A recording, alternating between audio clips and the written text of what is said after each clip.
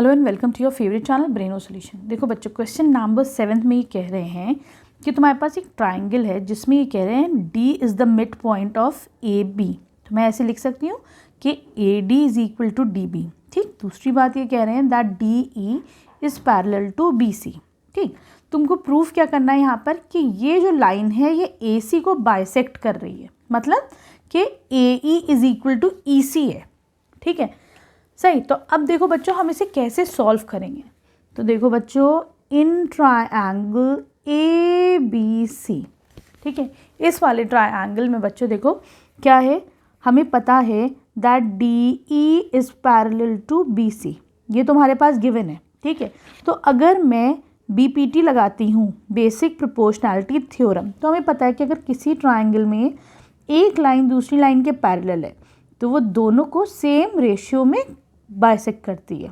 ठीक है, तो मैं क्या कह सकती हूँ that A D upon D B, ऊपर वाला पार्ट अपॉन नीचे वाला पार्ट, is equal to A E, दूसरी तरफ भी सेम रेशियो होगा, अपॉन ई सी।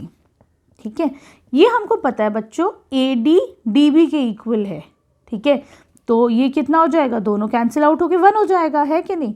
तो 1/1 समझ लो। ठीक, दोनों सेम है। This is equal to A E upon E C. और समझना है तो ऐसे कर लो, ऊपर भी ए डी कर लो, डी बी भाई ए डी के बराबर है तो मैं इसको भी ए डी लिख देती हूँ। अब तो दोनों कट के 1 आ जाएगा। अब तो क्लियर हो तुम लोग को। चलो, ये हो जाएगा। अब मैं क्या कर सकती हूँ, क्रॉस मल्टीप्लाई कर दो, तो ए E is equal to E सी हो गया। ठीक है बच्चों, अब देखो बच्चों, अगर ये कह रहा है कि A E is equal to E C, इसका मतलब क्या हो गया, E is the mid point of A C, है ना, है कि नहीं। E is the mid point of A C. ठीक है, हेंस प्रूव्ड, राइट। आसान था ये वाला क्वेश्चन। ठीक है, चलो अब हम चलेंगे क्वेश्चन नंबर 8 पर। ठीक,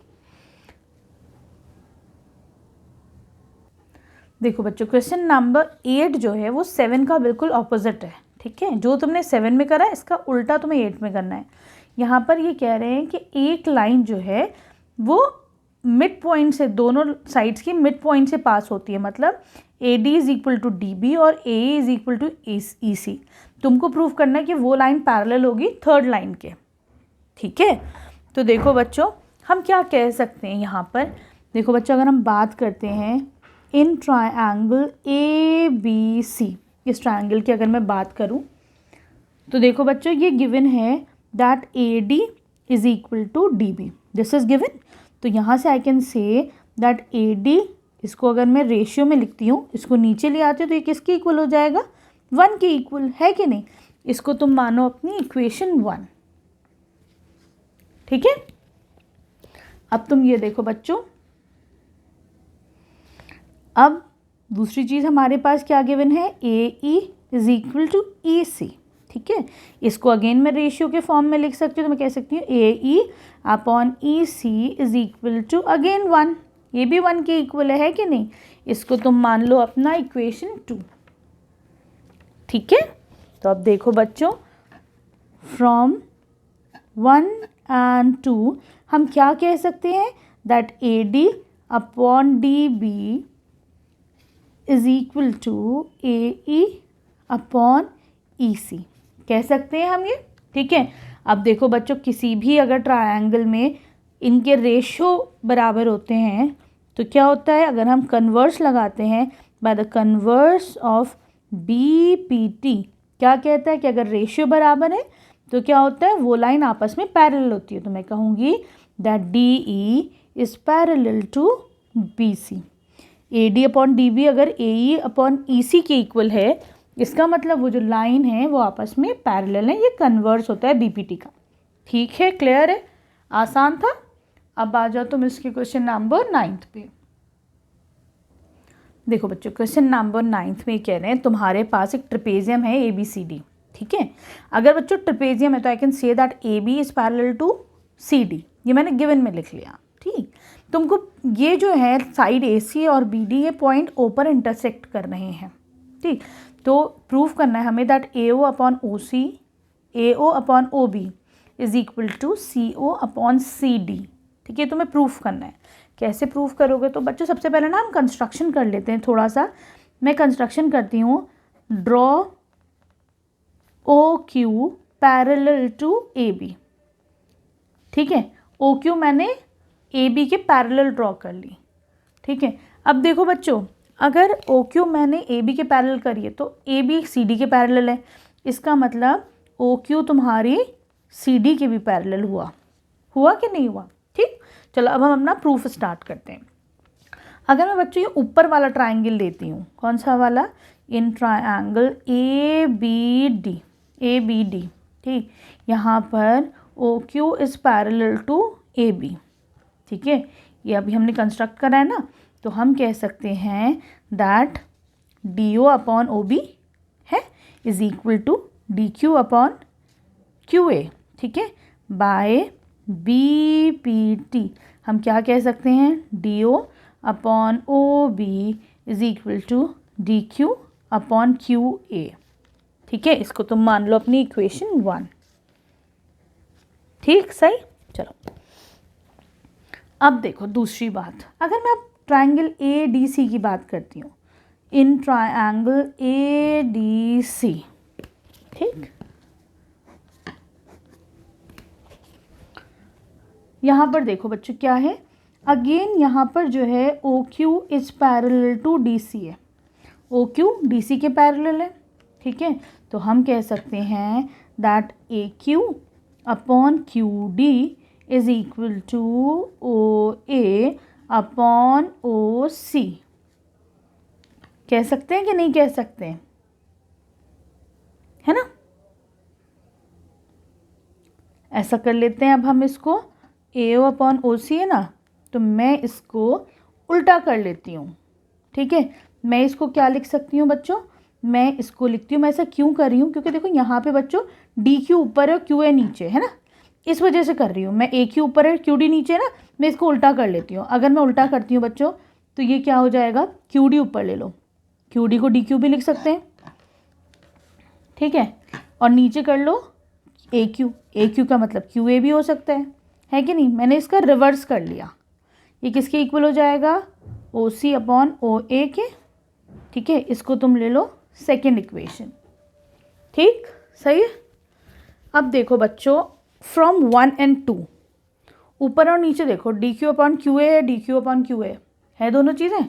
तो हम कह सकते हैं फ्रॉम 1 and 2 क्या कह देंगे हम? That OD upon OB is equal to OC upon OA। ठीक है, क्लियर है? ये हम कह सकते हैं। लेकिन बच्चों अभी भी ना बुक की लैंग्वेज नहीं आई। बुक की लैंग्वेज क्या है? बुक के हिसाब से हम अभी क्या कर सकते हैं, देखो क्या करेंगे अब हम, AO को ऊपर ले लो तो ये हो जाएगा, यहाँ ले लो, इसको क्रॉस मल्टीप्लाई कर लो ज़रा सा, AO को उधर ले लो और OD को नीचे कर लो। एक ही बात है कि नहीं है? कर सकते हैं ना इंटरचेंज। OA को मैंने ऊपर ले लिया, नीचे OB रह गया। ऐसे ही यहाँ पर देखो, OC तो ऊपर था, ये OD नीचे आ जाएगा। जगह बदल सकता है, नहीं बदल सकता है फ्रैक्शंस में, है ना? सेम। तो ये हुआ नहीं हुआ? ये AO upon OB is equal to OC upon OD हो गया। ठीक है, सिंपल। बल्कि और बुक का करो तो भाई OC की जगह ये लिख दो, क्या लिखेंगे हम? AO upon BO is equal to CO upon DO। ठीक है, सही आ गया, आसान था। ये एक्सरसाइज काफ़ी इजी है, बस तुम लोग को थोड़ी सी प्रैक्टिस करने की ज़रूरत है। ठीक है, क्लियर है? दफ़ा दोबारा देख लो, सही है? ठीक, चलो अब हम चलते हैं क्वेश्चन नंबर 10 पर। देखो बच्चों, क्वेश्चन नंबर 10 क्या है? ये तुम्हारा बिल्कुल जो क्वेश्चन 9 करा है बिल्कुल इसका ऑपोजिट है। ठीक है, यहाँ पर ये कह रहे हैं क्वाड्रिलेटरल है ABCD, जो पॉइंट O पर जो है इसके डायगोनल्स इंटरसेक्ट कर रहे हैं। ठीक है, such that OA upon OB is equal to OC upon OD। ठीक है, तुम्हें प्रूफ करना है that AB is parallel to CD। ठीक, या फिर ये कह सकते हैं कि तुम्हें प्रूफ करना है that this is a trapezium. Trapezium proof करने के लिए क्या करते हैं? अगर तुमने दो साइड्स को पैरेलल प्रूफ कर लिया तो वो तुम्हारा ट्रिपेजियम हो गया। तो मैंने ये लिख दिया, you have to prove that AB is parallel to CD। ठीक है, सही, ट्रिपेजियम ही इसको प्रूफ करना है। क्लियर? देखो बच्चों, सबसे पहले तो हम कंस्ट्रक्शन कर लेते हैं, that draw O E parallel to A B. मैंने ओ ई ए बी के पैरेलल ड्रॉ कर ली, ठीक है बच्चों, सही। मैं क्या करूँगी, इसको अगर मैं इसको फिर मैं सी डी के अगर पैरेलल प्रूफ कर देती हूँ तो ये दोनों आपस में पैरेलल हो जाएंगे, है कि नहीं? सही है। तो मैं इस तरीके से ये लॉजिक लगा के चलते हैं हम, ठीक। तो देखो बच्चों, यहाँ पर it is given that A O upon B O is equal to C O upon D O, A O upon O B. तो बच्चों कोई लॉजिक सा नहीं बैठ रहा है, A O upon O B is equal to C O upon C D, कोई पूरा ट्राइंगल मुझे नहीं मिल के आ रहा है, ठीक। तो हम क्या करेंगे बच्चों, इंटरचेंज करते हैं थोड़ा सा, ओ सी को इधर ले लो और ओ बी को ऊपर ले जाओ। तो मैं क्या कर सकती हूँ बच्चों, I can write it as A O upon C O is equal to B O upon D O. मैंने इसको ऐसे लिख लिया। इसको तुम अपना इक्वेशन 1 ले लो बच्चों, ठीक। अब तुम देखो बच्चों, in triangle A D B, in triangle A D B हमें पता है that O E is parallel to A B, ये है। तो मैं क्या कह सकती हूँ बच्चों यहाँ पर, दैट, बोलो क्या कर सकते हैं हम, D E upon E A is equal to D O upon O B, कह सकते हैं हम ये। मैं कह दूँगी D E upon E A is equal to D O upon O B, ठीक है, क्लियर है। चलो अब देखो बच्चों, हम क्या कर सकते हैं, what we can do here is, हम इसको ऊपर देखो B A upon D O है ना, मैं इसको उल्टा कर दूं थोड़ा सा तो मुझे यही वाला मिल जाएगा, ओ बी अपॉन, है ना। तो मैं इसको लिख सकती हूँ E A upon D E is equal to O B upon O D, कर सकते हैं भाई, है ना। इसको तुम सेकेंड इक्वेशन ले लो, ठीक। तो देखो फ्रॉम 1 and 2, ठीक, क्या कह सकते हैं हम, फ्रॉम 1 and 2 क्या कह सकते हैं हम, that O A upon O C is equal to D E upon E A, ये कह सकते हैं। O A upon O C is equal to,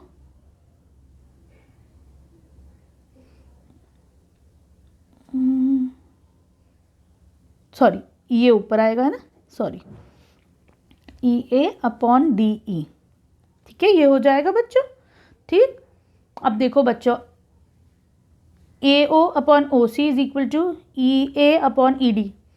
तो देखो इन ट्राइंगल ए डी सी तुमको ये चीज़ मिल रही है क्या, A O upon O C is equal to E A upon D E. तो बच्चों अगर मैं कन्वर्स लगाती हूँ यहाँ पे बी पी टी का, इस ट्राइंगल में ये दोनों जो काटा है वो सेम प्रोपोर्शन में काटा है कि नहीं, इस लाइन ने, ओ ई ने। अगर हम कन्वर्स लगाते हैं, by converse of B P T, क्या कह सकते हैं हम, कह सकते हैं that O E is parallel to C D, कह सकते हैं, ठीक है। वही हम चाह रहे थे, यही प्रूफ करना चाह रहे थे। अब देखो O E is parallel to A B, है ना, ओ ई is parallel to AB. This implies that this implies that AB is parallel to CD. ठीक है, ये दोनों आपस में पैरेलल आ गए। तो आप क्या लिखेंगे, you'll write hence ABCD is a trapezium. बच्चों एक चीज़ और बताती हूँ, अगर तुम लोग बोर्ड का एग्ज़ाम दे रहे हो, ठीक है, तुम लोग को ना कोई चीज़ कहीं पर गलती हो रही है, कुछ हो रहा है, ठीक, लेकिन तुम पहुँच गए, तुम्हें स्टेप्स में लग रहा है भाई कुछ मिसिंग है, ठीक है, तो तुम हेंस प्रूव्ड है, गिवन टू प्रूव, उसका प्रूफ, ये सब कुछ ना कंस्ट्रक्शन, इन चीज़ों पे फोकस करो। ये तो भाई लिखना ही लिखना है मुझे, ठीक है, ये लिखते हो ना तो इनके सबके पॉइंट्स होते हैं। हेंस प्रूफ लिख दोगे तो भाई अगर एग्जामिनर बहुत जल्दी में भी है ना बेटा, तो वो जल्दी जल्दी भी अगर कॉपी चेक करेगा तो सोचेगा अच्छा बच्चे ने पूरा करा है, सही है, हेंस प्रूव्ड, इसका यहाँ तक आया है मामला, है ना, इसका मतलब इसने सही करा होगा, तो वो तुम्हें नंबर दे देगा, ठीक है। क्लियर, कोशिश करो बहुत अच्छा करके आओ, लेकिन अगर कहीं पे अटक रहे हो तो इन चीज़ों पे फोकस करो, गिवन, टू प्रूफ, प्रूफ और हेंस प्रूव्ड ज़रूर लिखो, ठीक है, क्लियर है। वीडियो पसंद आई तो प्लीज़ चैनल को सब्सक्राइब करना, अपने दोस्तों के साथ शेयर करना। Thank you for watching Braino solutions.